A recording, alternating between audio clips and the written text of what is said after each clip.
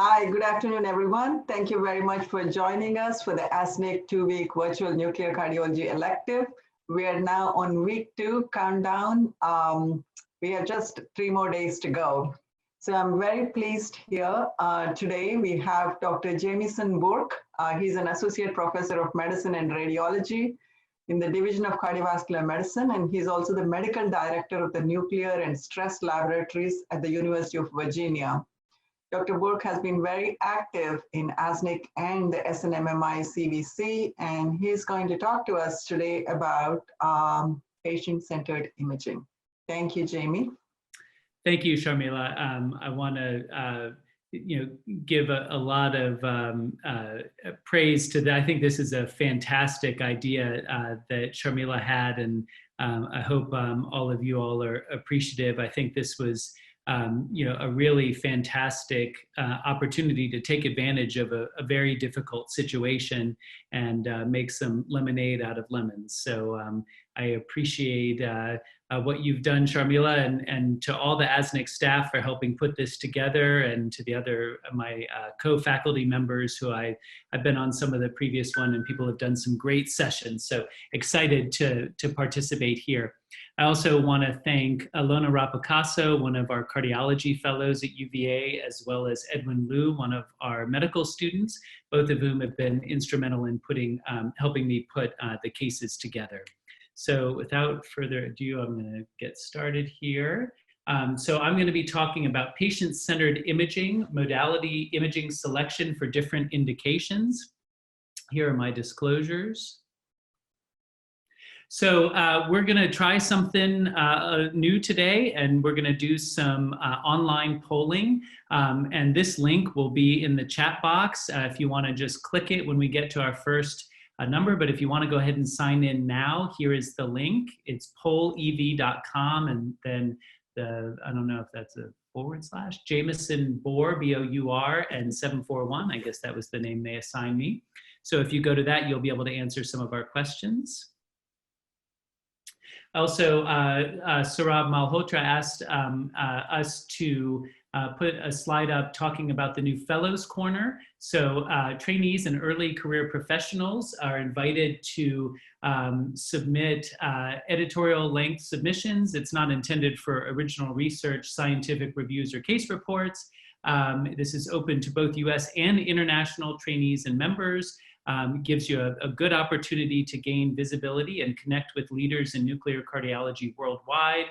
And the Fellow Corner Committee will help identify ASNC faculty who would be able to serve as mentors. So this is a really fantastic opportunity, and I encourage you to get in contact with him. The email is at the bottom. It's saurabh.malhotra@cookcountyhhs.org.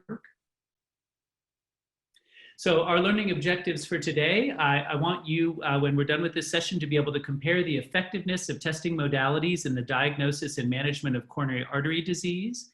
I want you to be able to evaluate patient characteristics to determine the optimal method for heart disease evaluation. And I want you to be able to interpret key nuclear cardiology cases with incorporation of multimodality imaging data. So when we think about the non-invasive assessment of coronary artery disease, we can take either anatomic or functional approaches. With anatomic, we have the ability to do CT coronary calcium scoring, as well as get more precise anatomic data with CT coronary angiography and assess non-calcified plaques. And then we have a variety of functional assessments that we can use, such as stress electrocardiography, stress echocardiography, SPECT MPI, PET MPI, myocardial perfusion imaging, and perfusion imaging using cardiovascular MR. And there are a variety of sort of characteristics and situations where you may consider one or the other, and we'll go through some of those. So when we talk about CT coronary angiography, there are some definite benefits to this. One is the high negative predictive value. If you have a stone cold normal CT coronary angiogram, you can be very confident that the patient does not have obstructive coronary artery disease with a negative predictive value in the high 90s. It also allows us to assess the burden of atherosclerotic disease, which can be very helpful in managing patients and adjusting the aggressiveness of medical therapy that you are putting forward. Certainly, CT coronary angiography is fast and initially was associated with a very high radiation burden, but over time with improvements in technique and with scanners, there's a decreasing radiation burden.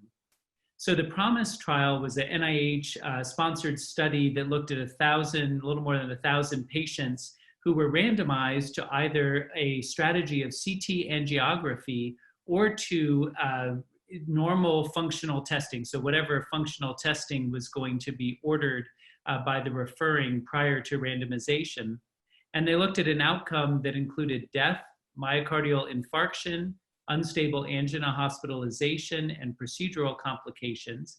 And if you look here, you can see that the Kaplan-Meier curves are very closely superimposed. So what this suggested was that you really could adopt either an anatomic or a functional testing strategy and get and have the same level of this primary outcome. However, one of the limitations of CTA is that although it has a very high negative predictive value, its positive predictive value is not nearly as good. And so this is a concern that if you see what looks like a significant stenosis on a CT coronary angiogram, it does not necessarily mean that the patient is going to have ischemia when tested with functional imaging. And so the concern that I have is that if we go straight from CTA to coronary angiography, we have the potential to be stenting lesions that are not actually functionally significant. And I think this can both drive our invasive coronary angiography numbers up and also potentially result, and I think very likely result in some patients getting stents who didn't actually need them. Additional limitations of coronary CT include patients who have renal dysfunction. The dye can worsen renal function, so that's a limitation. Patients who have a high resting heart rate, both technical limitations and imaging that is not necessarily as diagnostic, and also results in a higher radiation burden that needs to be given to get adequate images. Patients who have arrhythmias, especially with frequent PVCs, and patients who are unable to adequately hold their breath. One of the nice things about nuclear imaging is that there are relatively few contraindications. And this is one of the things that I think is an important consideration to keep in mind, is that while there may be other tests that in perfect situations may have good roles to play, there are a lot of situations where the patient just isn't a candidate for those other techniques, and so nuclear imaging is a good option. Other limitations for coronary CT include patients who have prior known coronary artery disease. Those patients often have a high degree of coronary calcium, and coronary calcium can bloom, and that creates a lesion that looks more significant than it actually is. Prior revascularization with stenting that can be difficult to evaluate. Patients who are older age with a higher risk factor burden, again, that coronary calcium issue.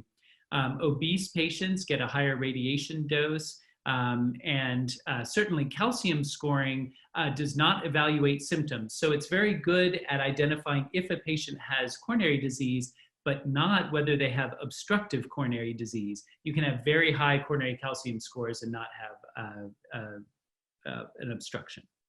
And then distal vessels are hard to evaluate with coronary CT. So when should you consider an anatomic approach? Patients who have repeated negative stress tests, you can sort of, especially if they're low risk, you can put the official, so have a final answer. Low risk patients, because they have a high probability of a negative test. Patients who are in the emergency department and you want to get a quick answer. And then also there's some patients who may not have a high likelihood of having obstructive disease. Maybe they're pre-transplant or they're pre-valve surgery, and the referring will not accept a stress test on its own, then an anatomic approach might be a good option there. So when we move into functional testing, the first question that really comes up is ischemia testing necessary? And the reason that this question now comes up is because of the recently published ischemia trial, with a multi-center trial, 5,179 patients, that was due to look at patients who had severe ischemia, and that was the initial charge. Unfortunately, they didn't have great enrollment, and so they ended up having to loosen their eligibility criteria some. But in the end, 54% had severe ischemia, defined as at least 10% LV ischemia. And if you look at their primary outcome of cardiovascular death, MI, hospitalization for unstable angina, heart failure, or resuscitated cardiac arrest, and I'm sorry, the randomized outcome here or intervention was whether you went for revascularization or you were treated with medical therapy in these patients who had significant ischemia. And you can see that there was no difference in that primary outcome over the 5 years here, with a p-value of 0.34 and adjusted hazard ratio of 0.93, which crossed 1. However, there were some interesting findings at 6 months. Actually, you can see that there was a significant increase in the primary outcome in the invasive group, whereas when you look further out, you can see that there was a significant decrease. So there definitely will be additional study that needs to be done. But importantly, there was no heterogeneity of treatment effect, including by the type of stress test, the severity of ischemia, or the extent of coronary artery disease. So then why would we do ischemia testing? So it turns out that there are a variety of good reasons to do this. So one is that if you look at an invasive approach and you look at the probability of angina after either invasive approach or medical therapy, for patients who had weekly or daily angina, and for some patients who had monthly angina, you can see that there was a significant benefit to coronary revascularization in reduction of angina. So the percentage here was angina-free. So the higher percentage, excuse me, sorry, I pulled the mouse over. You can see the higher percentage here means that more patients were angina-free.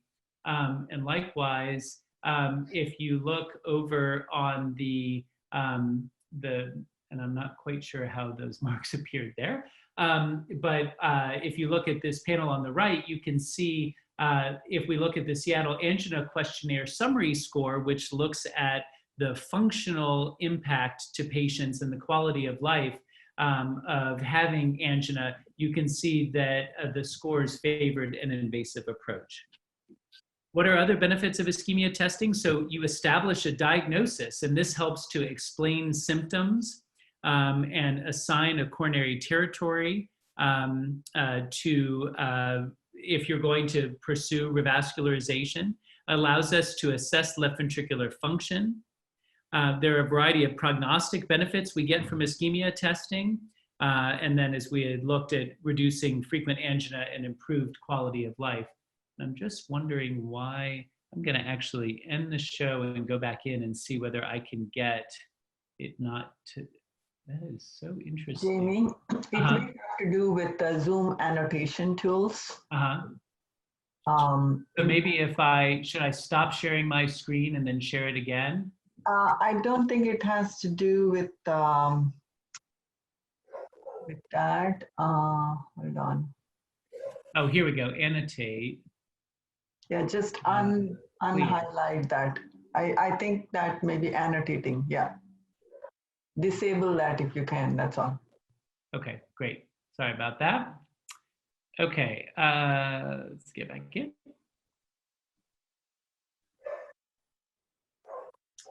Okay, So if we look at the 2012 Stable Ischemic Heart Disease guidelines from the ACC and AHA, you can actually see that if a patient is able to exercise and has an interpretable resting electrocardiogram, that a standard stress ECG is the recommendation in anybody who has an intermediate or lower likelihood of disease. And this is interesting because only 10% of subjects in the PROMISE study were going to receive or did receive stress electrocardiography as their test of choice.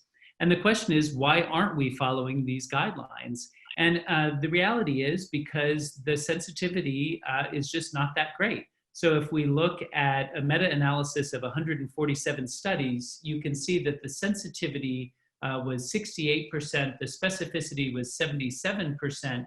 But when we correct for workup bias and look at, so workup bias means that only the patients who are positive get the gold standard. And what that does is it drives up your sensitivity artificially and it drives down your specificity. So when they corrected for workup bias, you can see that the sensitivity dropped to 50%, which is just not considered acceptable in most labs. We'll talk a little bit about some ways that you can improve the diagnostic accuracy of stress ECG, but that's a limitation. So the women trial, so another kind of commonly held belief was, well, it just wasn't very accurate in women. And so the women trial randomized 824 women to exercise treadmill testing or to an exercise myocardial perfusion imaging study.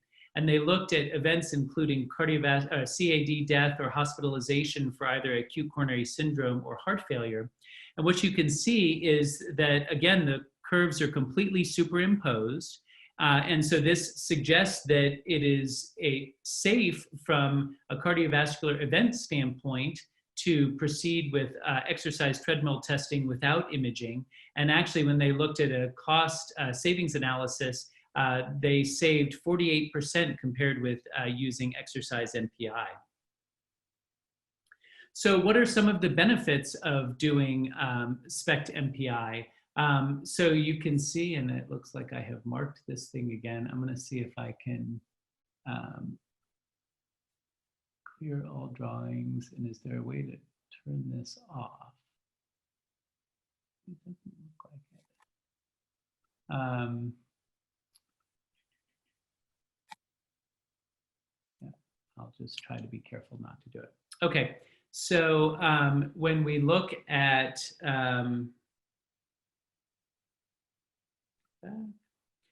the incremental value of adding SPECT MPI. So if you look at gender and exercise, so this is a global chi-square looking at cardiovascular death and non-fatal MI, and you look at the ability of models to predict that event, you can see that gender and exercise didn't do a very good job.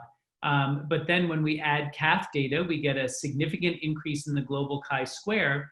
When you add SPECT MPI data to the CAF data, there was a statistically significant improvement or global increase or increase in the global chi-square. And in fact, if you went straight from the exercise gender model to SPECT MPI, and then you added CAF data, you can see that there was no significant improvement in the model. So there's an enormous amount of information that we get from SPECT MPI. And I'm gonna go ahead and mute everyone here.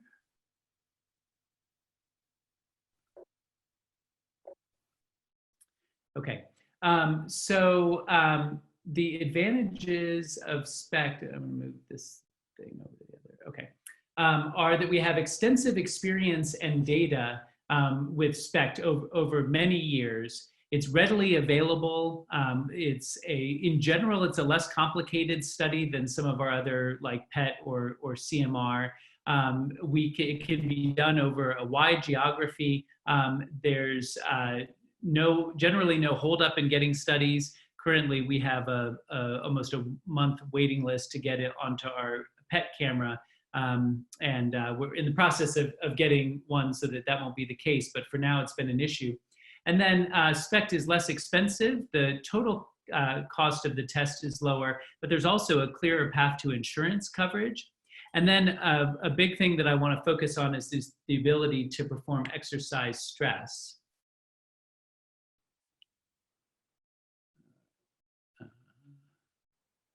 There we go. So some of the benefits of exercise stress are that you can get the exercise workload, which is the most powerful prognostic marker we have in our functional imaging and stress testing. Exercise stress leads to an increased accuracy of ST changes that we see. We have the ability to assess exercise-induced symptoms as well as arrhythmias. And we can assess the hemodynamic response to exercise, which allows us sometimes to identify that it was really hypertensive urgency that was causing a patient's symptoms, or maybe they have chronotropic incompetence, and we can get a wealth of prognostic information such as impaired heart rate recovery. So I want to ask a question for you, and this will be our first poll question, so get ready. So a 52-year-old female undergoes exercise stress myocardial perfusion imaging for evaluation of substernal exertional chest pressure that typically improves with rest. She exercises for 5 minutes, at which time she develops chest pain similar to her presenting symptoms. The electrocardiogram shown below is obtained at the time of chest pain onset. Myocardial perfusion imaging was unremarkable. So she has this abnormal stress ECG, but she has negative myocardial perfusion imaging. Let's see if we can get this to work. Okay, so here, if you're able to log in, and let's see, I need to activate it. Okay, so it should be on now. Sorry, I may have cut everybody out. I'll give just another 10 seconds here or so.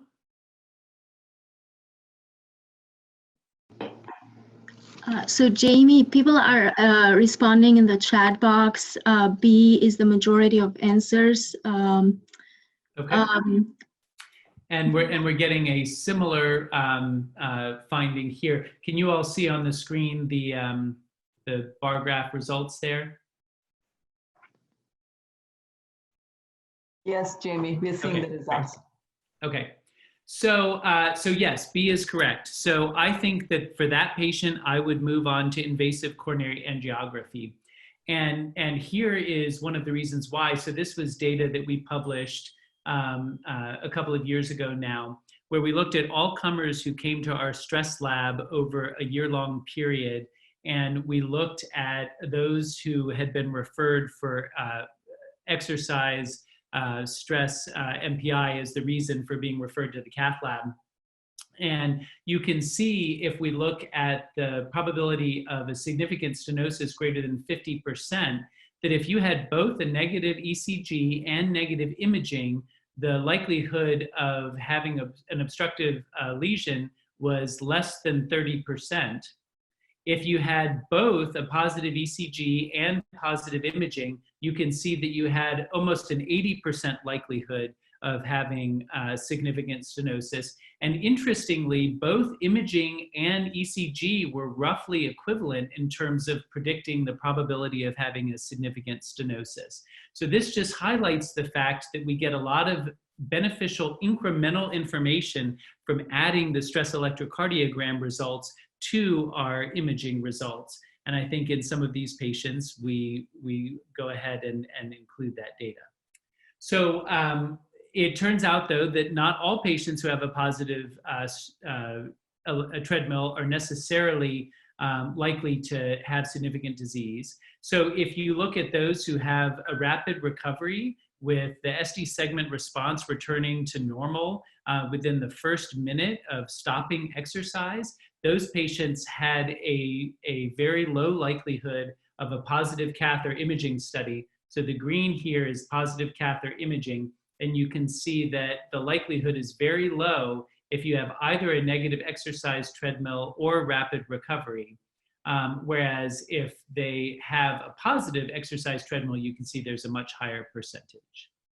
So so the answer was B. And certainly, CTA is something that you could consider, but I think the reason we wouldn't do CTA in this patient is because they had a pretty high likelihood of having significant disease. And so if you're going to go ahead and revascularize somebody, if you do a CTA first, you're just adding an additional test and additional radiation. So we published data in 2009 looking at the probability of significant ischemia, greater than 10% LV ischemia, and looked at exercise workload and showed that if you can go 10 METs of exercise workload on a standard Bruce protocol, which was 50% of our patients who were able to exercise, you can see that they have a very low likelihood of significant ischemia. So 0.4% likelihood of significant LV ischemia, whereas the patients who had 7 to 9 METs had incrementally higher and also less than 7 METs. So this helps you additionally figure out if you have a patient who's achieving a very high workload, then you might be less concerned and you may be able to treat that patient medically. As I had pointed out before, exercise capacity has the highest prognostic impact during exercise testing. In this study by Myers et al. From New England Journal in 2002, you can see that the likelihood of survival is very nicely differentiated by different MET levels that were achieved, both in normal subjects here in panel A, as well as in subjects with cardiovascular disease here. And this study has been reproduced and it's been shown that it's a significant marker of increased cardiovascular events, and workload is prognostic irrespective of the CAD severity that a patient has, their gender, or their age.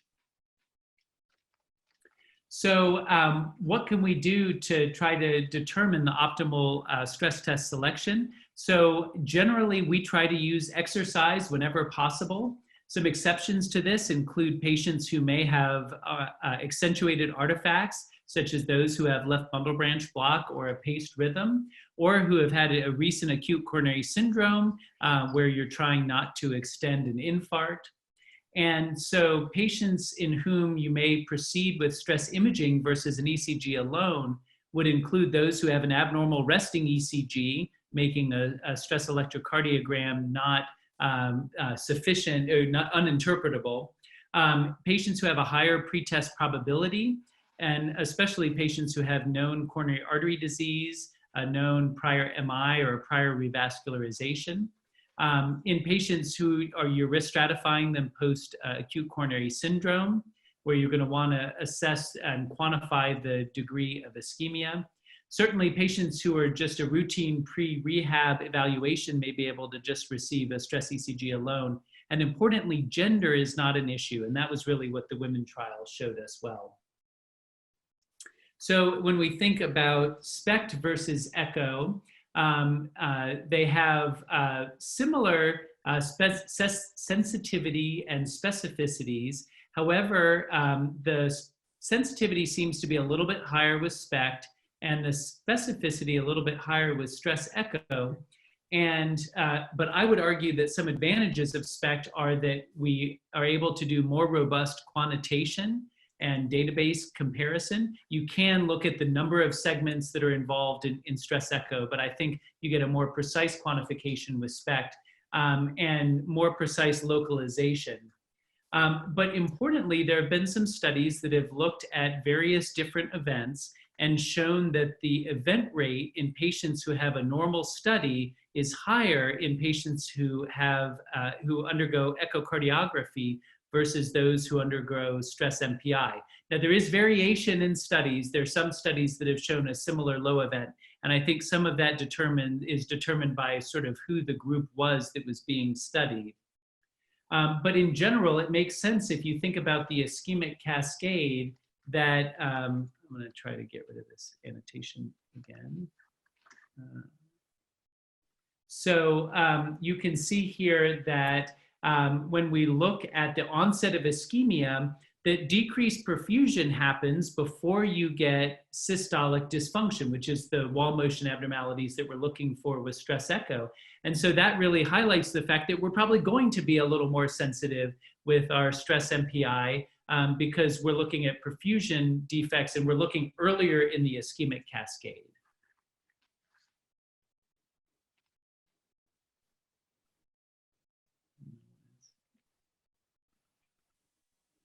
Not going to the next slide here.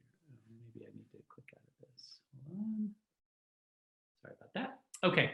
So is radiation risk important? I'm going to, in the interest of making sure we get to our slides, I'm going to go through this a little quickly. So basically, we want to weigh the risks and benefits. And I think it's important that when we think about radiation, that we don't throw the baby out with the bathwater, because there are a lot of risk reduction benefits that we get with SPECT that if you just say, well, I'm not going to do a radiation inducing test, then you lose those benefits.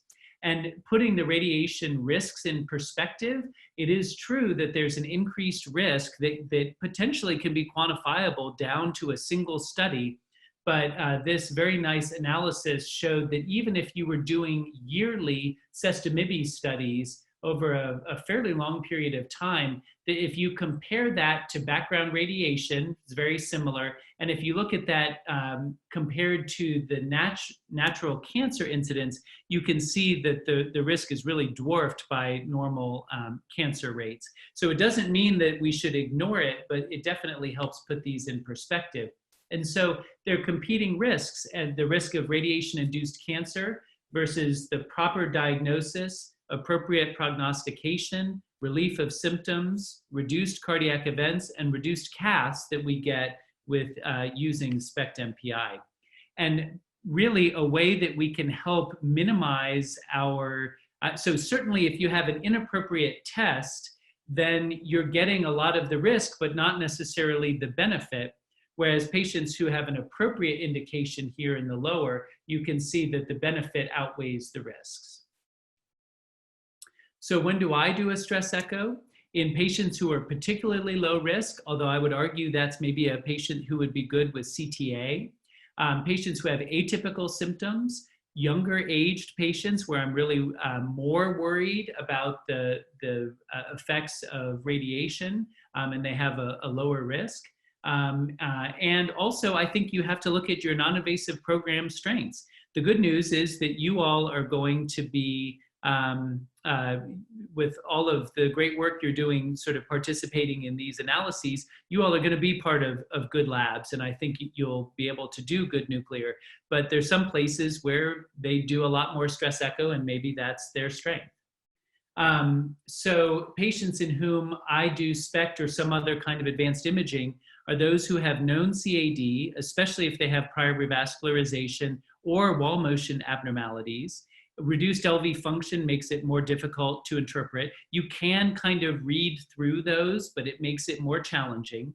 Patients who have dysynchrony or poor echocardiographic windows, and those who need a vasodilator stress, as there's not a good way to do that with stress echo. So in the interest of time, I'm gonna sort of just go through this, but to point out that SPECT MPI is beneficial in the elderly, where the darker bar graphs there show that there's a higher event rate when you look at patients with an abnormal study. When we look at special populations, such as those with diabetes and chronic kidney disease, you can see that the sum stress score, which is the marker of perfusion abnormality at stress, which is both fixed and reversible defects, you can see that nicely differentiates event rates in patients with diabetes, patients with chronic kidney disease, and especially in both groups, patients who have an abnormal study who have both diabetes and chronic kidney disease have a much higher percentage, who have significant ischemia or infarct, so a sum stress score greater than 8. And I'm going to skip over the cardiac PET part here because you all are going to get a very nice lecture, I'm sure, from Dr. Bateman on cardiac PET, and you're also going to talk about microvascular dysfunction. So I'm just going to point out that there are a variety of key technical advantages of cardiac PET, including the high temporal and spatial resolution, intrinsic attenuation correction, the fact that the tracer has high energy photons gives excellent tracer sensitivity. N13 ammonia has a very low radiation burden, and rubidium-82 is better than our average SPECT as well. And we have the ability to quantify absolute flow. And so because of this, when we look at a meta-analysis of different techniques, you can see when they looked at 17,901 patients across 166 studies, the area under the curve for diagnostic accuracy was greatest for PET. So there's a lot of benefit and a lot of excitement about doing PET. And one of the reasons for this is the ability to actually quantify absolute myocardial blood flow and calculate the coronary flow reserve. And again, you all are going to, I'm rushing through this a little bit, but you all are going to go through this in depth in your next lecture. But what you can see is that if we look at the ability to augment flow from rest to stress, if we have very little augmentation of flow, it turns out that's a very adverse prognostic marker compared to patients who have a more robust coronary flow reserve of at least 2 to 2.5. And this helps us differentiate likelihood of 3-vessel disease and helps us improve our diagnostic accuracy versus just the sum stress score alone for 3-vessel disease. It also helps us determine who does well with revascularization. So if you look at patients who have a low coronary flow reserve, so very little augmentation from rest to stress, you can see that they have a much lower annualized adjusted event rate when they receive bypass surgery compared with PCI or medical therapy, whereas there was no statistically significant difference, even though we do see numerically a smaller number when we look at the high CFR group. And this holds true in diabetics and chronic kidney disease. And then there's INOCA, or the patients who have angina but don't have obstructive coronary disease on their angiogram. And this is a group that has a very high functional economic impact, estimated to be 315 million annually. And so it's a common misconception that a negative angiography means that they don't have ischemic heart disease. And this is a group that really needs to be assessed more carefully and treated more carefully. And you all will have a lecture in 2 days on coronary microvascular dysfunction that will go through this topic extensively. All of these benefits to PET have resulted in this position statement by ASNC and SNMMI, where if a vasodilator stress test is required, they made the assertion that PET MPI is the preferred study. So this is very important. This is a document recommending that we do PET versus SPECT in patients who have need for a vasodilator stress. And it's recommended in patients who have prior equivocal stress, who have body characteristics that affect image quality, who are high-risk patients, such as those with chronic kidney disease or diabetes, or if you want to assess for coronary microvascular dysfunction. And stress MR has a lot of burgeoning data, really has well-validated diagnostic accuracy now. There are several contraindications and it's less widely available. I think that is changing. And there are some particular benefits to this, such as looking at scar mapping, in particular in patients with diabetes, or in patients where you're trying to evaluate cardiomyopathies or evaluate pericardial disease or some other clinical question where an MR is particularly helpful. So I just wanted to very quickly go through one case here. Mr. B is a 45-year-old male who has a history of hypertension and dyslipidemia. He has type 2 diabetes and he's on oral medications. He has sharp substernal chest pain with variable association with exertion. He does walk regularly, but gets little other exercise. And he has a BMI of 38 with a mildly reduced GFR of 48. And he's seen in clinic for symptom and risk evaluation. Of note, on his EKG, he has a left bundle branch block. So the question is, what is the best imaging modality to evaluate this patient's chest discomfort?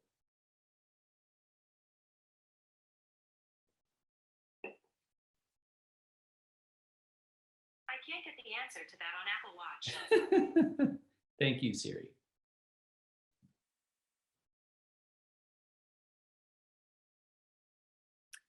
Okay, so I think this is really good. We have some kind of differentiations here, and I'll tell you why I think that vasodilator PET MPI is the best for this patient. So the first is that vasodilator stress is required for this patient due to his left bundle branch block. And given that, our ASNC position paper would suggest that PET would be the preferred test in this patient. But he also has additional high-risk comorbidities, such as diabetes and chronic kidney disease. And so I think this helps in being more accurate when we're looking for three-vessel disease. He's also an obese patient, so he will have a markedly lower radiation dose if we do a PET. We use N13 ammonia at UVA. He's a young patient, so radiation exposure is particularly worrisome. And if he ends up going to cath and it's negative, we now have a coronary microvascular dysfunction evaluation, which is always helpful. So in conclusion, I think that CT angiography is useful, but does overestimate the functional significance of disease. There are tools such as CT-FFR that can help with this, although I think there are some limitations with that. And so I really like, if we're doing CTA, to follow up positive studies with a functional imaging study to determine the clinical significance of the lesions. I think that ischemia remains relevant post-ischemia. SPECT still has a role, in particular the importance of exercise stress. Flurpiridaz is under evaluation and may allow us to do more robust exercise testing in patients with PET. You can do it with N13 ammonia, but it's challenging. And there are numerous advantages to cardiac PET, particularly in high-risk subgroups such as diabetes and chronic kidney disease. So with that, I will end my lecture portion, and I appreciate you all participating in that. There are a couple of questions that have come up, Okay. Jamie. One was related with the second case that you presented with the PET case. Can PET be done with exercise, pharmacologic vasodilator? And the second question related with that is, what is your experience with insurance authorization in these patients for Sure. PET? Both good questions. So, so as I was saying right at the end there, I think that you can do exercise with N13 ammonia, but it's challenging. And so I think most people are doing vasodilator stress. Certainly rubidium 82 requires vasodilator stress. So I think flurpiridaz may allow us to do exercise.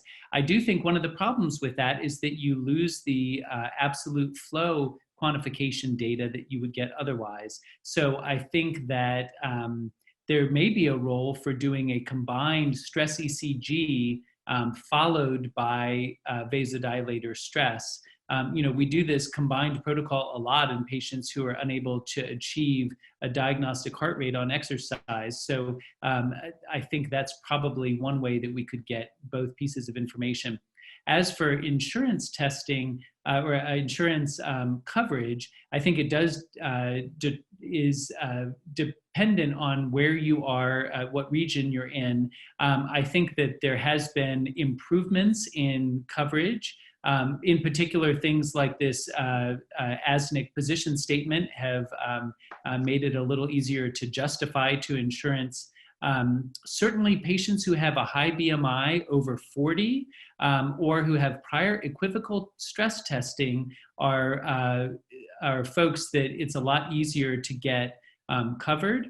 And I tend to speak or sort of frame situations where we're looking for microvascular dysfunction as prior equivocal testing, and that's actually worked fairly well. There are a lot of other patients that have gone through okay as well. So I encourage you to try. I think a lot of patients will be covered. There are two more questions that had come up earlier. One is there any level of with exercise where you do not see any added benefit? And the second question was kind of related with the first case you presented, the patient with typical stable angina, and how the ischemia trial can be applied in the clinical practice. So I think that answering those, so in terms of degrees of exercise, I think once you get over 10 METs, our data would suggest there's a very low incidence of significant, substantial obstructive ischemia. Now, I will say in our data, if you had a positive stress ECG, those patients, a couple of those were the patients that were in the 0.4%. So I would encourage you to look at what your stress ECG is telling you. Certainly if the stress ECG is very minimally positive and goes back in the first minute, then I would probably ignore it or discount it. But the more workload that a patient can do, the better. We have patients who will go 14 METs, and I tend to be very unconcerned in that group. The likelihood that they have left main or significant 3-vessel disease is very low. As for how to apply the ischemia trial, I think what the ischemia trial tells me is that if I want to pursue a medical therapy route for a patient, I have pretty good data backing me up to do so. You might consider doing a CTA just to make sure they don't have left main or 3-vessel disease. But in a lot of patients, it's often renal dysfunction that's making us pursue a medical therapy approach. And I think you have better data to really support that now. And the other way that I incorporate it is that if patients are having very minimal angina, I tend to try to treat it medically rather than pursuing a revascularization approach. So I want to move on to our cases in the interest of time, because we have a bunch of cases to go through. Without further ado, we will get started. And Lona is going to present the clinical cases here, and then we'll ask for volunteers to go through the perfusion imaging. Okay. So for the first case, we have a 74-year-old female who has been having exertional chest pain for 2 weeks. She does have risk factors, rheumatoid arthritis, but no known history of coronary artery disease. So a SPECT MPI was performed to evaluate for possible coronary artery disease. And the next slide. So here is her baseline EKG, which you can see has some non-specific ST changes, but otherwise is normal. And then the patient underwent pharmacologic stress testing and was unable to exercise on the treadmill due to the patient's RA. And here is the stress test with regadenoson.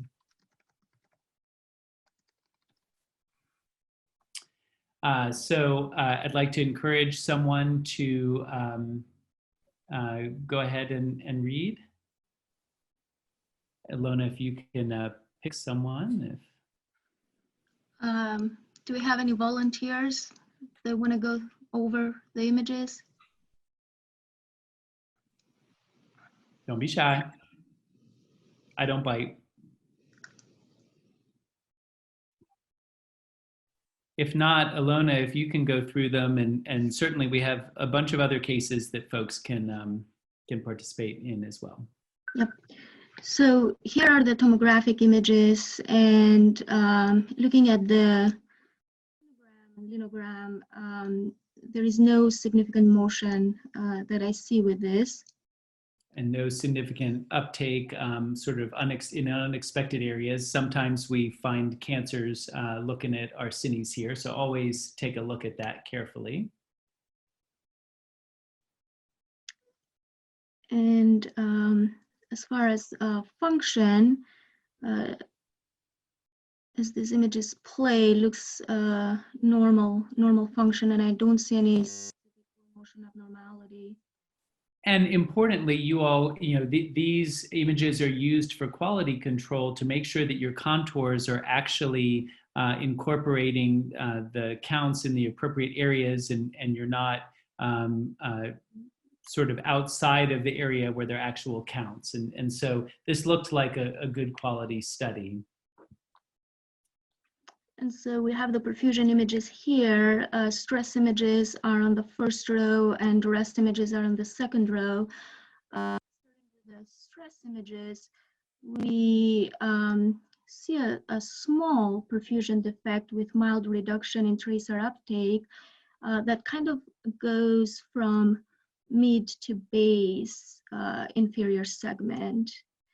And looking at the resting images, looks like there is some reversibility. Actually, it's mostly reversible with the rest. So that would suggest ischemia in the inferior territory, mild ischemia in the inferior territory.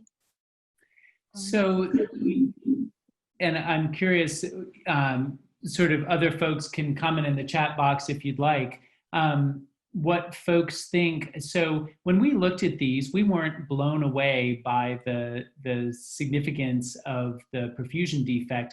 It does look like there is something there. I think one of the challenges with looking at the reversibility in this case is if you look at the resting images here, you can see that there's a little bit of visceral uptake that's kind of coming up.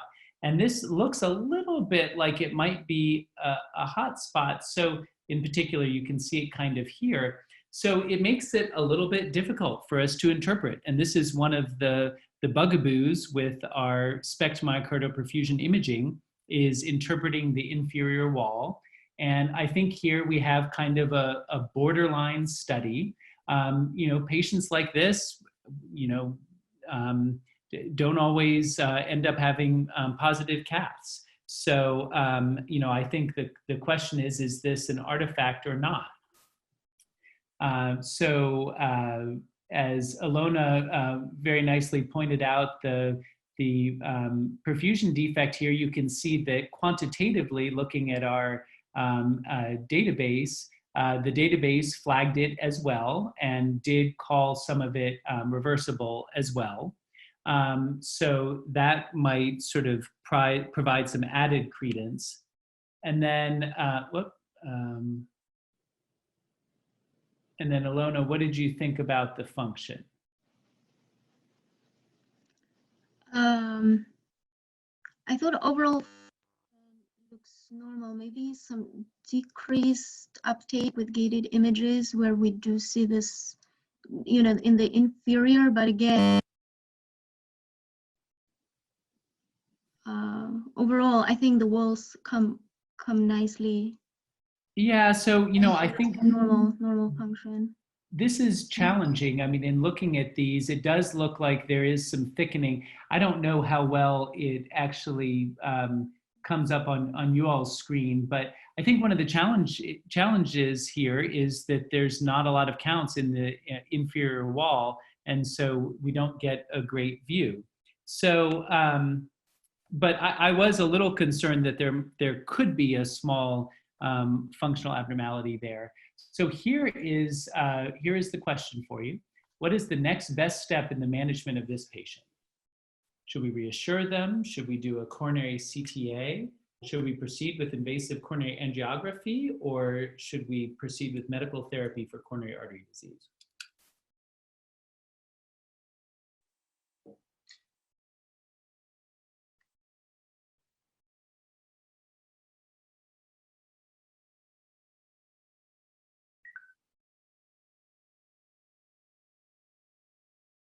I don't know if people are voting in the poll.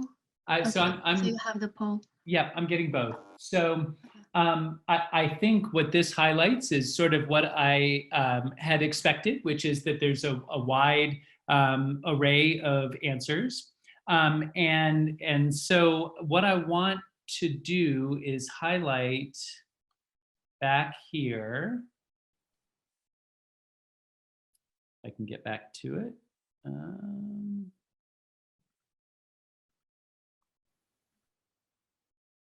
So if you look at the stress ECG here, do you all appreciate that there's ST elevation here in lead 3? And that's definitely new. And you can actually see there's some, so a little bit of ST depression in AVL in 1. And this was actually missed by the, when this test was originally done. And so unfortunately, this patient was sent home. And the imaging really didn't look that impressive. So fortunately, there was sort of a reevaluation of the images, and the patient was determined to be significant, and they decided to proceed with angiography. And they scheduled the patient, but prior to the patient coming in for their cath, just a couple of days after the stress test, the patient had worsening progressive exertional chest pain and nausea and new onset of chest pain at rest, and presented to the emergency department, where they had a very mild end-STEMI with a troponin peak of 0.21. There were no wall motion abnormalities long-term. The patient did well, but they did undergo cardiac catheterization. And here are the results. I don't know why this one never seems to want to play. And what you can see here, if you look in the left frame in particular, is that there is a very tight proximal RCA lesion. And so this patient was thought to be having an acute coronary syndrome in the setting of significant proximal RCA stenosis, and received PCI using a drug-eluting stent and aggressive guideline-directed medical therapy for their coronary artery disease. And of note, 2 years later, the patient has had no recurrence of symptoms. So ultimately successful, although I think we would certainly want to be identifying these patients. And I would argue this patient probably should have been directly admitted from the stress lab with a vasodilator stress that induced ST elevation. This is a high-risk patient and probably should have gone to cath the next day and be monitored inpatient overnight. So in conclusion, the stress electrocardiogram provides important ancillary information. Exercise stress is ideal when possible. I think we would have seen much more dramatic results had we done an exercise stress, and that probably would have led us much more quickly to admitting the patient. ST elevation requires urgent evaluation and likely admission. And the other thing to sort of point out here, I know that there are a bunch of radiology colleagues who have joined us. This really highlights the importance of having careful coordination between radiology and cardiology, so that if the radiologists are not reading the stress electrocardiogram, there needs to be some kind of fairly robust communication so that these things can be identified quickly, so that patients can be appropriately admitted or risk stratified when needed. Okay. We can move on to case 2. So for the second case, we have a 73-year-old male who's been having severe chest pain 4 days ago, and continues to have a mild persistent chest pain. Now he presents to clinic for evaluation. He does have a history of AFib, DVT, hypertension, but no known history. He underwent a SPECT MPI for diagnosis and risk stratification. So I like this study, and so I actually pulled this from our old days where we used a tool called Image Review that was actually developed by George Beller and Denny Watson at UVA, and this was never commercially released, but it's our sort of oldie but goodie software. So it looks a little different from what you may be used to seeing. These frames down here, if there was a statistically significant database defect, there'd be a number in one of these boxes. So what this tells us is the computer thought this looked normal.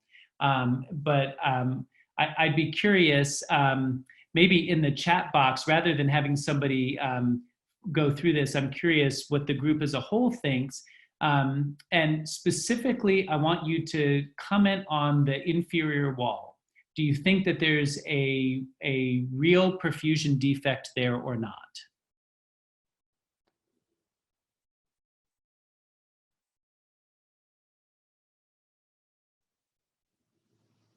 And while you're doing that, I saw some just quickly in the chat box for the prior case. I believe we did call it mildly abnormal, the perfusion defect, and I think we said that it was difficult to determine whether it was reversible or fixed. I did think there was a very small fixed abnormality there. And so again, this was a patient that was going to go to coronary angiography, but I think we were a little slow on the uptake of it. So what I'm seeing in the group chat is that you all aren't sure. And that was exactly how we felt. And so I use this case to highlight an important point. So here, this is, again, our old software, so I don't have the cines available, but if you look at, so we have diastole here on the left, and we have systole on the right. And what you can see is that there is a little bit more thinning in that inferior inferolateral kind of area. But it's not impressive. And actually the computer would have a little star if it was abnormal. So the computer is saying that there's normal wall motion in that area. And the reason that I show this case is to highlight this next point, which is that what we then did is go and look at the echo. And when you look at the echo, and I know not all of you all read echoes necessarily, and that's okay. So I'll point out the defect, but for those of you who can, you may appreciate that there's not a lot of thickening going on right here in this basilar segment. And if you look over here, right in the area that we were sort of talking about, you can see that there's less thickening right here. And actually even a little bit over here. So I think what this suggests is that there's a wall motion abnormality where we had that questionable defect. And so given that, I think that we were much more confident that there actually was a real defect there. Now, this patient went to coronary angiography. I do not think that there was really anything indicating coronary angiography based on their MPI, but as you all know, sometimes patients go anyway, and I'm not sure if this patient had worsening symptoms, but they did end up going. You can see that there's a significant obstruction or occlusion of the RCA. And if you look at the left, you can see here that there is some collaterals that are forming and coming around to the right. And so on this case, so per the OAT trial, the patient was treated medically and did have resolution of his chest pain over time. And the conclusions that I would ask you to draw from this case are that ancillary studies can be very helpful in correctly classifying borderline lesions. I also saw in the chat box on one of the earlier cases we had, someone was mentioning and asking whether there were coronary calcifications. So if you have a CT for attenuation correction, you should look to see if the patient has coronary calcifications. Now remember that some patients have obstruction and do not have coronary calcifications, so it is not a fail-safe marker, but certainly if you have no coronary calcifications, the likelihood that you have 3-vessel balanced ischemia is exceedingly low. And so you can get a lot of useful information out of that. And even if they don't have a CT attenuation CT, look, there are a lot of patients who have had a CT, you know, of the chest or even of the abdomen and pelvis where you can get a little bit at the bottom of the heart where you may see some calcifications. The other thing is that the degree of ischemia can be attenuated by collaterals. All right, case number 3. And I've been asked to call out Michael Ayers and see if he's willing to do one of our cases here. Meanwhile, there is a question regarding that last case. Do you usually comment on any other available ancillary imaging when you put your MPI findings in the final official report? Or do you use the images as you said? Right. So I usually don't, but what I will do is occasionally I guess that's occasionally I will. Usually I won't. And if I'm going to, I'll send a little note to the referring and just tell them kind of why I made the interpretation that I did. And part of the reason with that is it gets a little tricky. So I read echoes, and I know a lot of you all do as well.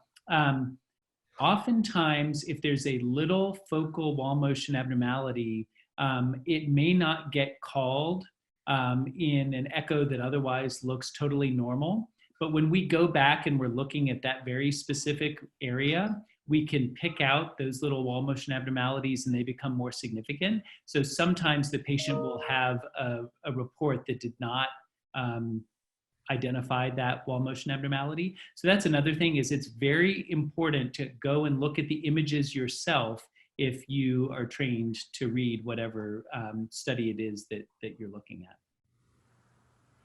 So Mike, we're gonna get you to do a case for us? Yeah, I'm running a little bit of a daycare at my house, so if you hear background noise, I'm sorry. That's all right, we are here too. All right, so for the third case, we have a 78-year-old male who has a known history of coronary. He presents now to clinic for follow-up. He's been having some mild exertional shortness of breath and chest pain. He does also have history of diabetes, hyperlipidemia, and cabbage with a Lima to LAD, as well as left radial artery to OM2. A SPECT MPI is performed for evaluation of his known coronary artery disease.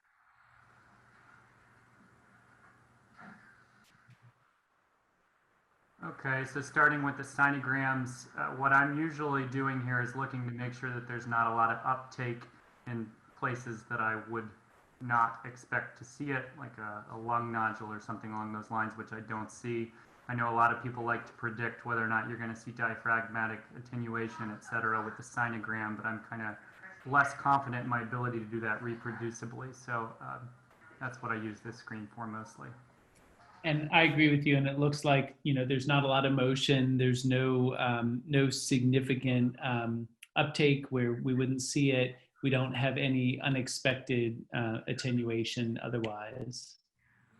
Maybe a little bit of motion on the rest images there at the end of the histogram, but not a lot. Yep. And then you took us to the gated images here. And I'm looking at the screen closely. That's stress on the top. I'm only seeing stress gated, correct? Yeah, no, so I'll show you the gated images. This is really for QI purposes. This is just to make sure that the contours are kind of lined up appropriately. So overall, the contours look down, though I'm noticing that there's a little bit of a dearth of counts coming from the inferior wall on these pictures. Mm-hmm. And so it's having some kind of funky shape with the diastolic images, but overall the contours look okay, I think. And I think you can kind of, and we'll look again at the gated, but you sort of get this question of whether this inferior wall is contracting well. Again, I think we'll get better images. And there might be a little bit of abnormal septal motion as well on that picture, but you gave me the cabbage history already. Yep. Hey, Ann, can you turn that down? Great, so static images. Okay. I'm seeing an inferior, so I like to kind of go through the walls in order, starting with the short axis shots, and I think there's decreased counts in the inferior wall that might be a little bit worse on stress. It starts at the basilar segments, which again is giving me an idea of possible decrease of inferior counts, which we predicted on the previous screen. I think overall the lateral and anterior walls look okay. So I would call that a moderate to large size inferior defect from base to almost apex. I'm squinting at my screen over here, mostly partially reversible. And it really looks like kind of the infra apex is where majority of the reversibility is. If and I tell you what, we'll come back to this, but let's go ahead and look at the at what the database tells us, our polar plots. Our polar plots overall are agreeing with our inferior infraseptal defect with partial reversibility, mostly at those apical segments.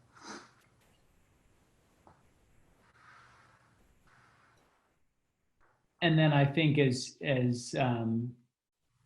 you had initially pointed out, do you see that it looks like there's some wall motion where there's not as much thickening here in the inferior wall? Yeah, so for our stress gated images here, there's definitely a wall motion abnormality of the inferior and infraseptal segments.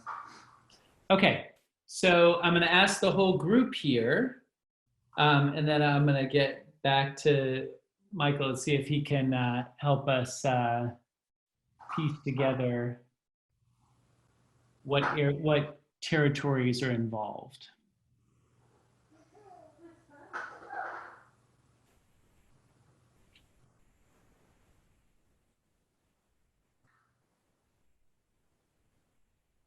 So this is an interesting one. And so I would agree the RCA is definitely involved. And the question is, anything else involved?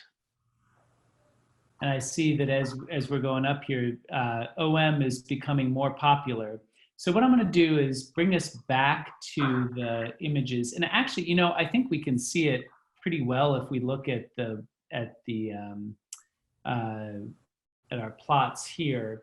So, Michael, what do you think about the sort of distribution of the perfusion defect here? Yeah, so initially I was going to say I was just concerned about the PDA, and now I'm remembering you might have mentioned a radial graph that was going to an OM, so I'd be tempted to look back in the surgical report to see how low that OM was going if it was a high rising OM. The surgeons don't usually like to scrape around the more posterior aspects of the infralateral wall, but I certainly would be interested in that because I see that there is that infralateral inducible ischemia. Yeah, so I think this is sort of a really nice example of how we can use our SPECT to fairly precisely sort of identify coronary territories. But I do caution you, if you don't know the anatomy, you can often be wrong, but here we do know the anatomy. And to remind you that really the RCA territory doesn't creep up this wall the way this patient's abnormality was. So I think this really suggests, and it's this area right here that tends to be more of an OM territory. Certainly the circumflex wall here looked fairly good. And so I would argue that my initial kind of thought on this one was that we would be seeing both RCA and OM involvement. And this just highlights the fact that all of these hash marks mean that these are areas that sometimes are LAD, sometimes it's RCA, sometimes it's RCA, sometimes it's CIRC, sometimes it's LAD, sometimes it's CIRC. So you have to be careful if you don't really know the patient's anatomy well. And in fact, when they did hybrid imaging analysis, Oliver Gamperli et al. Looked at the sort of standard areas and looked at that showed that fairly frequently these areas were reclassified to other coronary territories when the actual CT was examined. And so this really highlights kind of why you have to be careful about getting too specific with your coronary territories. But here are the results for this patient. And so if you look here, you can see there's a very severe osteal stenosis in the right coronary artery. And this was not grafted, so this is native disease that is significant. And then what we show here is that there's fairly significant proximal left circ stenosis and OM1 stenosis down here it's a little harder to see in this image. I don't show you that the OM2 graft is patent. So we looked through this quite a bit, and I think, Michael, goes back to what you were saying, that you really have to kind of know where the bypass grafts are. So this patient initially, if you see that circ, you'd say, well, why don't they have circ ischemia? But I think what's happening is that the OM is diseased. So the OM2 bypass graft is filling the left circumflex retro, from the bottom, and then it's not getting down the OM1. So you've got OM1 ischemia and potentially infarct, but you're doing okay with the circ in the OM2 territory. So anyway, I thought that was kind of an interesting. Yeah, great case. Yeah, thank you for participating. Sorry for the background noise. Oh, that's all right. I was telling folks that my daughter was having a voice lesson, and my sister just joined us and brought her cat, and the cats are not getting along just yet. So if you hear any hissing in the background, it's not my fault. So case number 3, follow-up. Successful PCI of the RCA utilizing drug-eluting stents. There was no recurrence of angina at 1 year of follow-up. So in conclusion, SPECT MPI has the ability to localize hemodynamically important stenoses and assess the extent and severity of the obstructive CAD, but be careful about being too specific unless you know the coronary anatomy. Okay, so case number 4. Alona, take it away. All right, so a 50-year-old male who has mid-sternal chest pain, shortness of breath, and a troponin peak of 0.11. He does have history of hypertension, hyperlipidemia, diabetes, chronic myelogenous leukemia. A SPECT MPI is performed to evaluate for coronary artery disease. Do we have any other folks? So the solution to the prior answering the chat is that it was both RCA and OM. So for case number 4, any takers?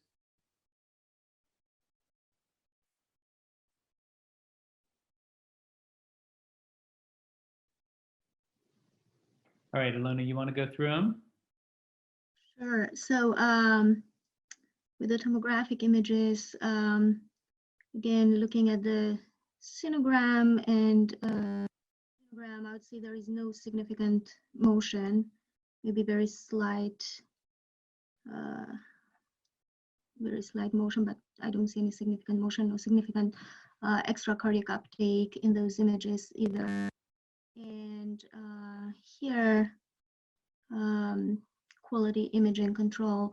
I think good lineup of the borders, and you can kind of take a peek that there is kind of a wall motion abnormality in the anterior anterolateral wall there, and maybe lateral wall overall. Perfusion images. I think there is, so looking at the stress images in the first, there is moderate, at least moderate to large area of a perfusion defect in the lateral wall with moderate decrease in uptake. And that is partially reversible with resting image. And there is also maybe small to moderate anterior wall defect going from the apex to base. And we're going to come back and look at these. I want to get other folks' impression of what this is. So just to show you all, here are the polar plots and the database. And as Alona pointed out, there's this anterior and lateral extending into the infralateral perfusion defect that is at least partially reversible, but very prominent. And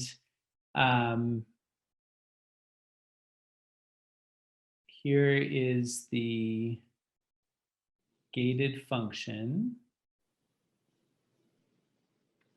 So with gated function, you do see there is decreased counts in the same areas that we see the perfusion defect, most particularly the.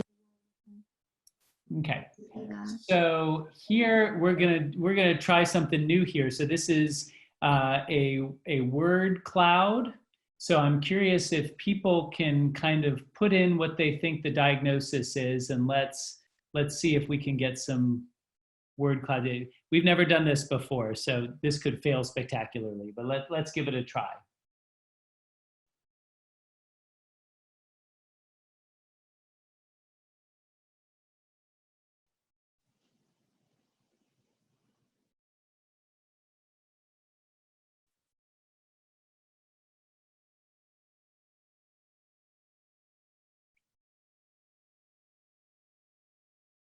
I love it.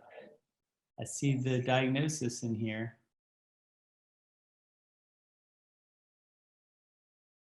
Still pretty small though.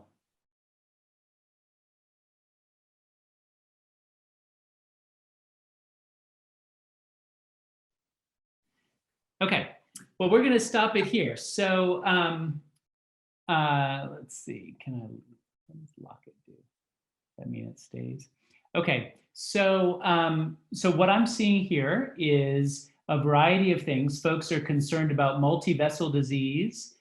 They're concerned about left main disease, and I think that's appropriate because we're seeing a perfusion defect that spans, we're seeing a decrease in counts that span across multiple areas.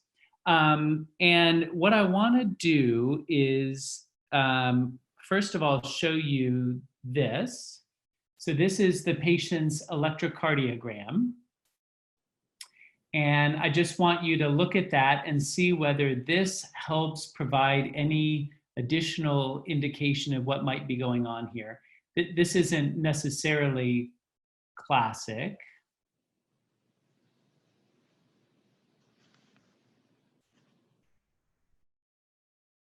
And I want to come back to here. So when we first looked at this, and I'll tell you, this case is nuanced, so we'll get back to it. But do you all notice how much uptake there is in this septal wall? So what happens is, remember, with relative perfusion, everything is about scaling. And so if our normal brightest spot is here in the lateral wall, but in a patient who has hypertrophic cardiomyopathy and a big, thick septum, you can see that the counts potentially are going to be higher over here. And what that does is cause a scaling artifact where everything else is reduced. So I think that there is a pretty good likelihood, or when we read this initially, I said, you know, we need to look really closely at this patient because they may have HOCM. So we looked back at their echo. And if you look at the images, you can see that the septum is 2.1 centimeters. And the posterior wall was actually read as 1.6. I actually think that the wall is really a little bit lower here. And so I think there's an even bigger differentiation. And even if we use these numbers as they're accepted, we have a ratio that kind of would be in the range concerning for hypertrophic cardiomyopathy. So this was a patient where there's concern that they may have hypertrophic cardiomyopathy. However, they also have a fair amount of disease in the circumflex known. And so the question is whether this patient has both some obstructive coronary disease in the circumflex territory. But I think the predominant reason that we're seeing such prominent disease is because of the hypertrophic cardiomyopathy. And so this patient was actually managed medically without any further adverse events. They did not go to cath. This is a patient where I think reasonably you could have done a CTA if you were really concerned that the patient had some kind of proximal disease in the left main. I think the left circumflex disease could very easily be treated medically. So the conclusion from this is that hypertrophic cardiomyopathy can masquerade as ischemia on a SPECT MPI, but also can coexist along with significant CAD. Fortunately, the ischemia trial provides added credence that we can use medical therapy in the management of our CAD, in particular in a patient where invasive coronary angiography risks outweigh the benefits, such as this patient who has severe thrombocytopenia and an increased risk of bleeding. And one person said, why is it worse during stress? So I think the reality is that sometimes scaling is going to differ, from rest to stress. And so you may see a difference, but I also think the fact that there's reversibility does suggest that there probably is some obstructive coronary disease going on here. But again, probably a lower degree than needed for us to rush to angiography. And at least so far, the medical management has done well. Okay, case number 5. Male who has exertional dyspnea, and he's had prior bad experience with angioplasty, so he prefers medical therapy. He had a stress, prior stress, and that had shown a mild inferior fixed defect, and he had a known chronic total occlusion of the RCA. So he has been treated medically. So this was a patient where he was having new symptoms, but he really did not want to go to cath. And so they were trying to really do the best job they could non-invasively to risk stratify this patient. And so here are the PET MPI images. Would somebody like to interpret?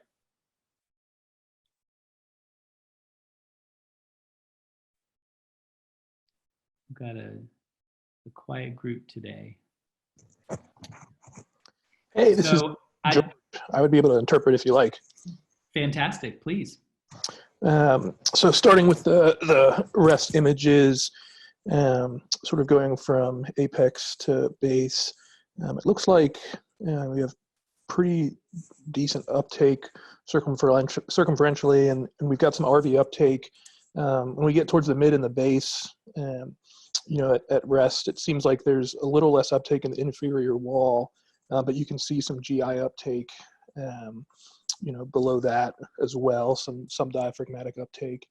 And with stress, it doesn't really, it seems like maybe, if you look at images, even towards the mid, the inferior wall, it does seem like it's a little reduced with exertion, with stress. So I think he probably, we know he has an included CTO of the RCA, probably has some left to right collaterals in place. And to perfuse. And then I wonder. I'm sorry, go ahead. Oh, I just wonder if there's, if there's a little bit of TID here. I think it's pretty mild, but I think it does look like, that there's some transient dilation during stress. And so folks had asked, is this ammonia or rubidium? And this was an ammonia study. It's interesting, the uptake is more prominent. It almost looks more like a rubidium study than it does an ammonia. This was one of our earlier studies, and I wonder if the settings were a little different. And so I would agree with you. It looks to me like there's a mid to basal, partially reversible, inferior inferolateral perfusion defect, which is very consistent with the patient's known prior disease. And then there's this question of TID. Let's go to the next slide. What do you think about the function?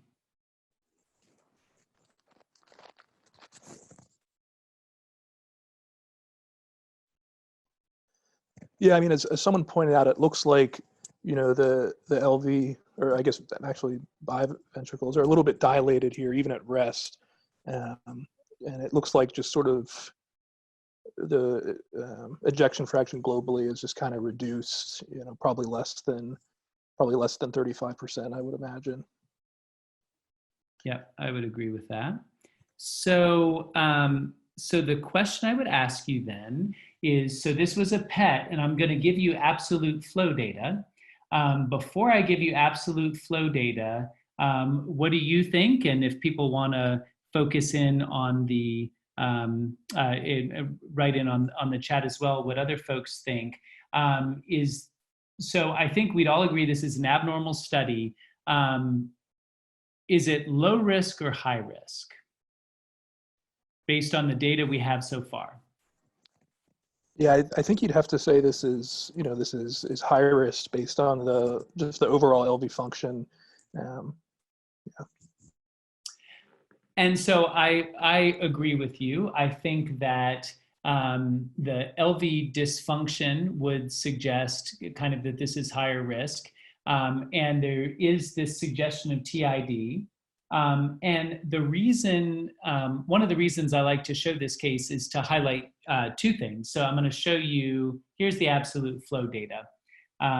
This was, we used to use Singo for absolute flow. So for those of you all who are not familiar with looking at these, your stress flow is right here, and anything under 2 would be considered abnormal. So these are markedly reduced in the LAD, circumflex, and RCA territories, as well as globally. And then here are the resting perfusion numbers, and you can see the RCA is a little bit reduced, but otherwise these are grossly normal. And so because of that, you have a reduced coronary flow reserve in all of the territories as well as globally. So before we were concerned about an abnormality, and now I think you would have to be even more concerned. Now, admittedly, a non-ischemic cardiomyopathy can lead to coronary flow reserve that is reduced. But I think in a patient who has known coronary artery disease, where they're having a newly reduced ejection fraction and you have globally reduced stress flow, you'd have to be very concerned that this patient has obstructive 3-vessel disease. And certainly, this is a patient where you have crossed the threshold where it's worth going to coronary angiography. So remember, I told you, the patient was really anxious to be treated medically. And the sort of thought back to the referring provider was, unfortunately, we need to go take a look. And so the patient did have angiography. I would like to highlight the other reason I like showing this case is that this highlights very nicely that while absolute flow is very helpful, the reality is there are a lot of tools that we have with SPECT imaging as well that can clue us in to patients who may be at higher risk. So one of those is the fact that there was at least borderline TID. The other was that there was a drop in ejection fraction. And so those two things together would have probably made us, if this were a SPECT study and we had stopped right there, we would have said, we probably should still go and take a look at this patient. But in here, where you add the absolute flow data, I think it really becomes a slam dunk. So the patient did go to, they had an echo that showed poor LV function as we saw on the PET. And they went to cath, and as you can see, there's an occluded RCA, and there is diffuse disease with an occluded circumflex and severe disease in the LAD. And so all of this really highlights the fact that the patient has 3-vessel disease, kind of as we had anticipated. So unfortunately, he wanted medical therapy and he got bypass surgery, but he had improvement in his symptoms, and recovery of function was going to be assessed on a repeat echo, but actually the patient moved out of the area. So we don't have that, unfortunately. So in conclusion, our relative perfusion can underestimate the extent or severity of disease. TID and reduced LV function are adverse prognostic markers, and we get very valuable information from our absolute flow. And so someone had asked, so should the absolute flow data be adjusted for low EF in deciding between ischemic and non-ischemic cardiomyopathy? So what I would say about that is certainly you have to factor in the fact that low EF can lead to a reduction in flow, and in particular flow reserve. I do think that those numbers were very prominently decreased, and so the lower they are, I showed a figure that I know that Tim Bateman will undoubtedly show something similar to this, that shows that 3-vessel disease likelihood goes up the further down your coronary flow reserve gets. So I think if you had somebody who had a prominently low EF and they had a bunch of absolute flow numbers that were 1.9 for stress flow, then I might think that I'm looking at an artifact. But when you're getting down to the 1 to 1.2 range, I think you have to be very concerned. And again, the other thing is that what we're really trying to do with our perfusion imaging is enrich the population, is determine which patients are high enough risk that we've crossed the threshold to need to go to angiography. And I think that's a nice way to look at it, because the reality is, and I didn't show this data, but that Jaha paper that I showed you with the positive stress ECG, the main conclusion of that paper, we looked at every risk group or every reason for referral to angiography that we could find. So positive troponin, stable symptoms, unstable symptoms, NSTEMI, even troponins greater than 5. There was no smaller than a 30% prevalence of normal cath, no matter what we looked at. So the reality is that you're not always going to be right. No matter what your functional imaging shows, some of those patients are going to have normal coronaries on angiography, but you're just trying to increase the likelihood that your tests are positive. Okay, so case number 6. For defining the normal flow numbers, so at rest, we tend to think of anything from 0.6 to 1.1 or 1.2 as normal. And at stress, anything above 2.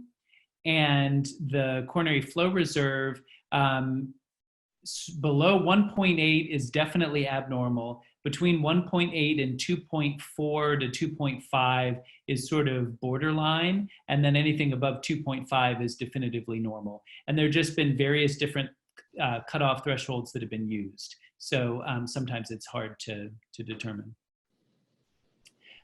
Okay, so I think actually I'm gonna, let's see, how much time do we have? We have 20 minutes.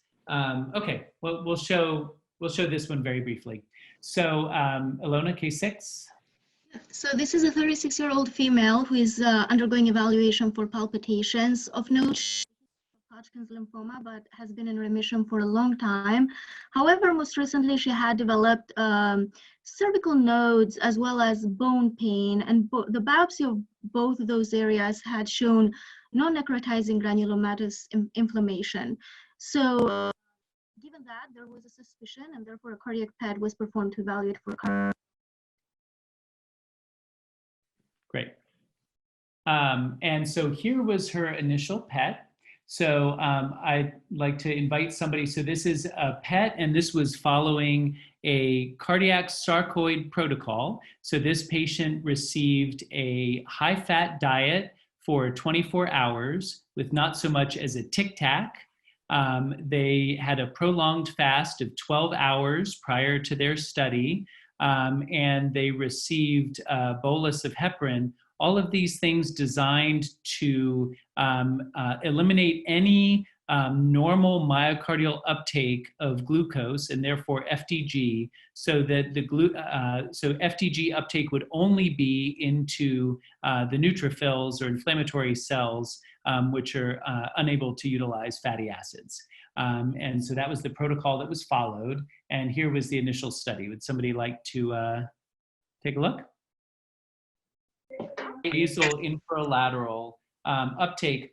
And I think if you look at the perfusion here, you can see, I think this is just the normal thinning that we typically see with our N13 ammonia studies. But back here, there's this suggestion of an infralateral perfusion defect. And so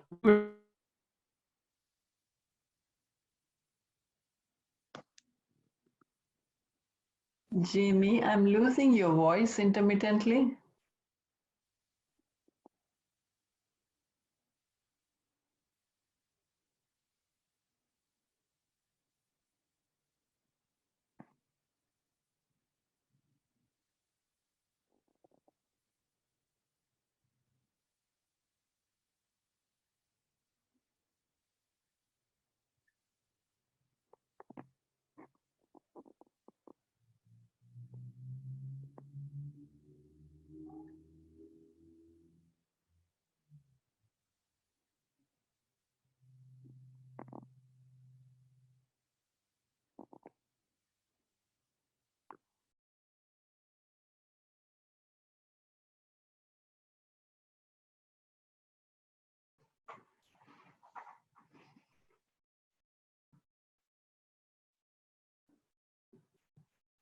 Hi all, while we're waiting for Dr. Bork to join, I'm not sure if you can hear me. Can you just type in the chat box if you can hear me? I can hear you. You're back now, Jamie. Okay, good. Now frozen again. Try to mute your video. It might improve your feed. We can't hear your voice again, Jamie. All right, so while we wait for Dr. Bork to come back on, so we just really wanted to talk to all the connect with the FITs to see how ASNC can help them, not only at this point, but maintain an ongoing relationship with the FIT community and help them in education, career choice, and more. So if you could just send us any comments by email, I think that would be appreciated by ASNC. And we definitely want to work much more closely with the FIT group. And this experience, I must tell you, has been very enlightening for me to see all of you guys chatting in the chat box. It's really a new way of learning, exciting, and interesting to see how 300 folks could get on a computer and discuss cases. So let me see if we have Jamie back. Can you hear me, Sharmila? Yes, we can hear you. Yeah. Okay, I'm sorry. And we have wonderful internet here. I have no idea why this is doing this. I've never been kicked off before. I'm going to share my screen again.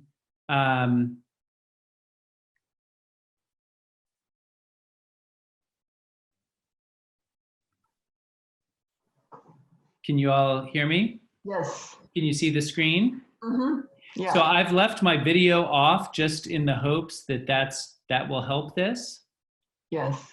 I'm just gonna, in the interest of time, I want to go through this a little bit. So do you all see on this repeat study that there's very prominent uptake in the blood pool, and we don't see any uptake in the myocardial wall here? So the concern with this was that this patient had had very prominent disease and was still having symptoms at the time that this test was repeated. And so one of the things that you have to be very careful about is, and I'm going to go ahead and skip through this, is that this was actually a false negative study.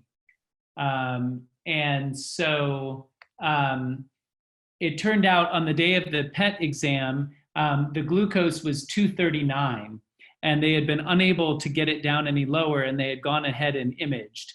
And so the concern is that when you have a glucose level that remains elevated, that the glucose can outcompete the FDG, and you can have a false negative test because the FDG doesn't get taken up into the myocardium. It's glucose that gets taken up into the inflammatory cells, excuse me. And so the cardiac PET was actually repeated, and here was, once they had controlled the hyperglycemia, here was the result. So I think this is really important.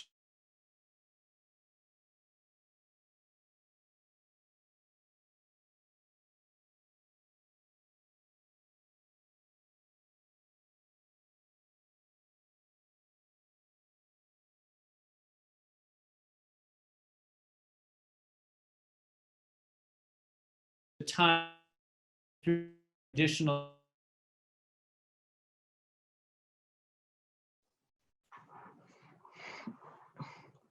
Jamie, we are losing your voice intermittently.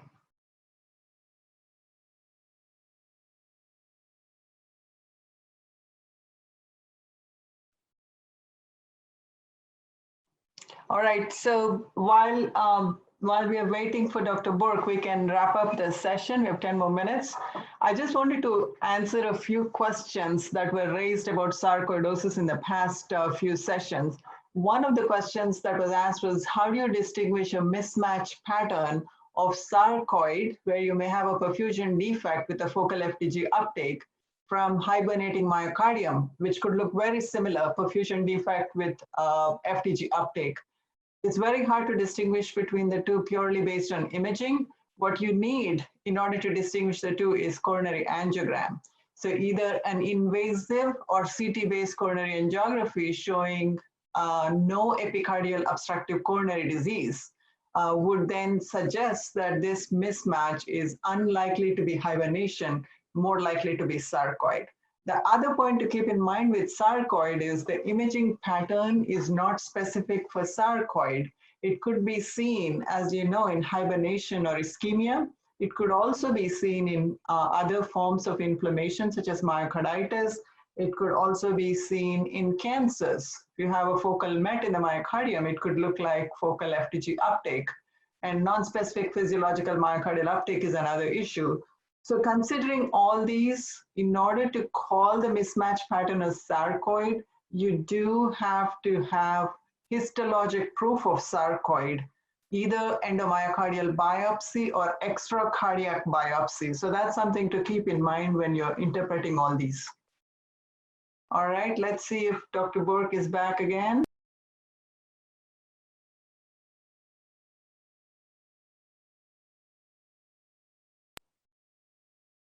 Jamie, can you hear us?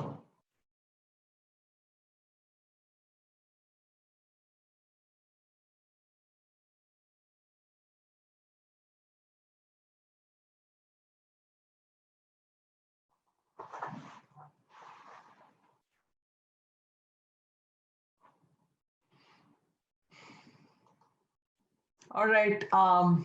If you folks have any questions, can you type some questions in the chat box?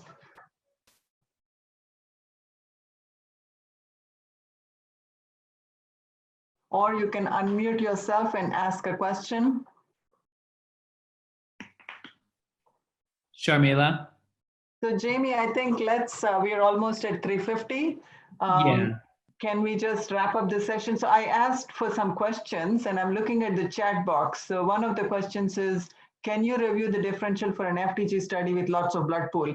That's a very important question. So if you're seeing FDG in the blood pool, that tells you that the FDG uptake in the myocardium is less than the activity circulating in the blood.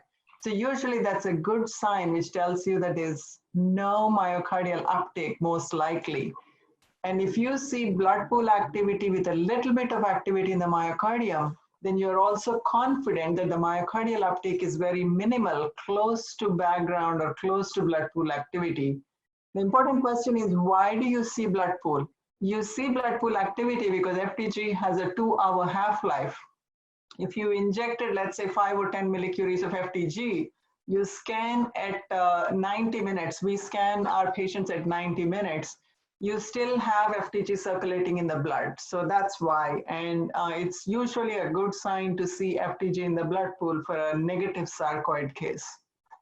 The other question here says, do you know when the Zoom recorded sessions will be available?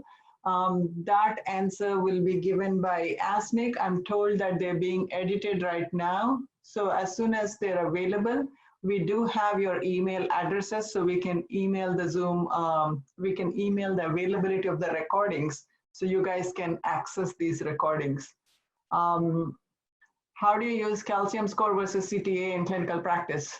So we use routinely calcium score on all myocardial perfusion studies whenever the patient has no known coronary disease. So for example, any patient referred for a perfusion study, we try to look at calcium scoring. So either that's done through a gated non-contrast calcium scoring protocol, or we look at the CT acquired for attenuation correction. The CT acquired for attenuation correction, if you see calcium, I think you're confident there is calcification, and typically when there's severe calcification, you're likely to see it. But if that CT scan is negative, we are not very confident because you can miss small amounts of calcium on the ACCT. And that's because the CT obtained for attenuation correction is free breathing, so there's some averaging of the calcium. The second reason is the slice thickness for a CT for attenuation correction is 5 millimeters. So that's the reason why. So for these two reasons, then when do you use a CT-based coronary angiogram? We normally don't combine perfusion with CT automatically. It's always a sequential study. You perform a CTA, and if you have stenosis that are equivocal, not very tight and not mild, those are the patients where you might consider further functional testing with ischemia evaluation as a second step. The other way around, where you do a perfusion study and you have discordant findings. For example, you have a patient, let's say creatinine is 4, perform a stress test and the ECG shows 3 millimeter ST depressions, but the scan is crystal clear normal. The question is, do you subject this patient who's not yet on dialysis to an invasive angiogram with contrast, or do you do another test? So those are the cases where we might potentially consider dobutamine echo. So think of always doing alternate modalities, because dobutamine echo, if this is a left main stenosis with balanced ischemia, you're going to see transient cavity dilation.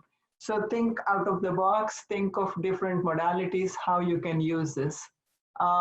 Looks like Dr. Burke is back again. Any closing comments? Sorry.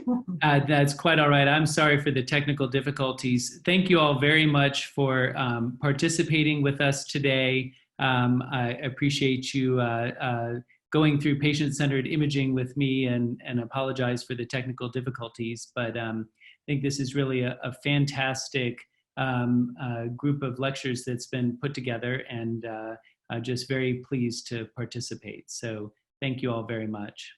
Thank you, Jamie. Excellent cases. And once again, thanks to all the attendees for a very interactive session. Thank you very much.